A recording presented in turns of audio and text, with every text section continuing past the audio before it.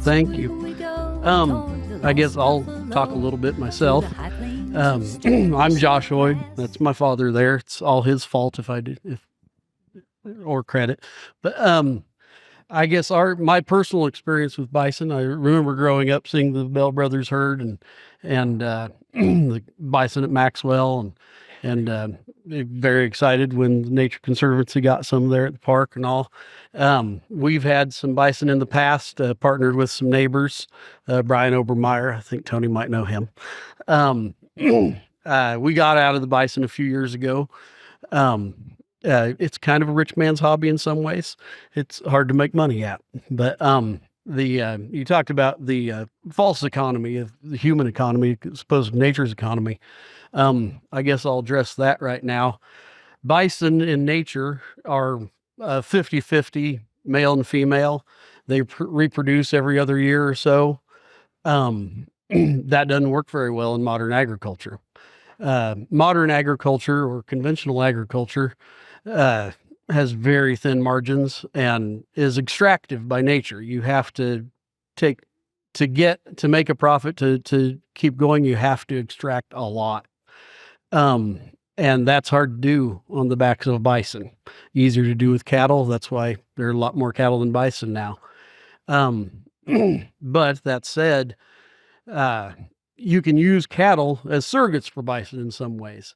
Our philosophy is the grasslands are adapted to migratory herds of grazers and browsers. Bison, elk, and antelope, pronghorns, deer, everything else, would migrate over the plains. And so just by the nature of that, they're only going to be here occasionally. And so if you can get your cattle to start acting like a migratory herd, either through electric fence for paddock grazing or behavioral manipulation through stockmanship, you can get some of those benefits. And we've even gotten our cows, our bulls mainly, and older steers, to behave like buffalo in that they'll wallow in those dust wallows. Part of that is buffalo naturally want to loaf on hilltops and not in riparian areas or low spots. Cattle naturally will want to, when behaving like domesticated cattle, will want to loaf in low spots in riparian areas. You start cattle acting like a migratory herd and they start loafing on hilltops like bison do. And then the bulls will start wallowing in those wallows and utilizing them. So you can kind of make cattle behave like bison, like migratory bison, with different tools. And that's what we do. We also try to do, I guess for the plains, you need bison and beaver and prairie dogs. And prairie dogs are one thing we can't mimic really and can't really get back, I don't think. But in this area, too much rock here, probably. Yeah. But out west, there's, the prairie dogs have stopped migrating because of highways and they just can't move like they used to. But prairie dog towns used to move just like the grazing herds used to move, but much slower, of course, obviously. So, as far as some interesting bison stories, I guess, the first bison we got was from Maxwell Game Preserve sale. Kind of the same story. Don't take your checkbook, and ended up coming home with one. I guess the first one we got from a neighbor who'd gotten it from Maxwell, and then we bought a couple heifers to go with him. But that first bison had been raised as a bucket calf, and he was not a mentally stable bison. He liked to run off. He liked to jump 6-foot fences, and just occasionally he would take off, run 5-10 miles south, and we'd go find him, and he'd run 5-10 miles back and jump back in. One time he got south, and our neighbors, Gary and Charlotte Sneed, the nicest neighbors in the world we've ever had, were sitting there drinking coffee in the morning, and all of a sudden Bismarck, our buffalo, appears in their yard, and he very carefully went through and uprooted every bush and shrub that Charlotte had so lovingly planted in her front yard.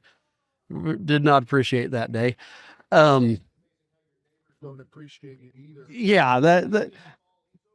Oh, really? Then you need to fix my pond. They were very understanding, but yes. And then another adventure, another neighbor about 8 miles away called us and said there was a bison there, or our bison was out.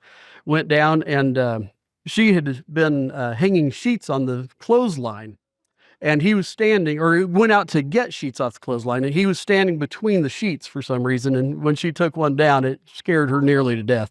So that one, she was not very forgiving, but we've become friendly again about 10, 15 years later, but it took a while. But, and then I guess my favorite story about bison, personal experience with bison, our herd that we were partnered with Brian Obermeyer, got out. They had gotten a gate down. It was burning season. They'd been in a big pasture, about 1,200 acres to the west, and that pasture had burnt. And that pasture, the bison were already in there when the pasture was lit up. Nobody knew they were there. They weren't supposed to be there. And probably 90%, 95% of that pasture burned. And there was just one little copse of trees in a corner in the very far side. And those bison had found that spot, that safe spot to be, and they were huddled up down there. And I rode out to just try to find it. We didn't even know where they were for sure at that point, and rode out about 2 miles from the gate they'd gone through, and found them. And when I first rode, I was on my very best horse, Mullendorf, and he was a big, strong, fast horse, one of the best I've owned.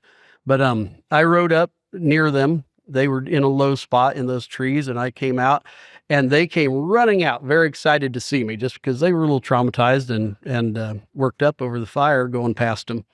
And they came out and just kind of pronked and danced a little bit, tails in the air, very excited, and then balled up in a group and moved out. And at first, I just rode along, following at a distance.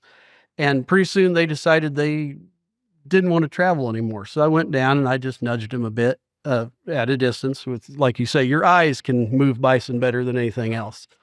And a good horse will also help you with that, obviously. But absolutely. Yeah. And so I would ride down, and once again, these bison were pretty stressed. They would, when I approached, they would kind of ball up, babies in the middle, and one old cow with a lump jaw and a broken horn, and as you say, dominant cow. She would come out and snort at me and cuff the ground and give me a talking to, and then she would go back and pick up the group, and they'd take off and move. And after a while, that worked several times for about half a mile. And then after that, they got kind of frustrated and didn't want to go. It was just pitch black, burnt ground. They didn't really want to keep traveling. They wanted to go back to that copse of trees. And so I had to put a little more force, a little more effort. And pretty soon she would come out, and I would trot off and she'd follow me. And it was like a yo-yo. So she would go here following me, and the group would come just, drawn to her like a rubber band.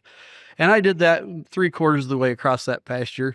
And then pretty soon she got more frustrated, and I got to where I would be running, loping my horse, and she would lope after me, and the yo-yo working there. And I got them all the way across that pasture. And when they got to the crest where they could see that gate they'd come through, they stopped. She kind of came out to me one more time, and then she just went down towards that gate, and the whole group went right back to their home. So that kind of herd behavior and protective behavior and all that was just fascinating to watch. And they were in an extreme situation. They were stressed and worried and upset, but boy, they're such intelligent, like you said, just scary, hyper intelligent animals. And their herd instincts and behaviors are so much more intact than cattle, obviously, because cattle have been domesticated for so long. But they are fascinating animals.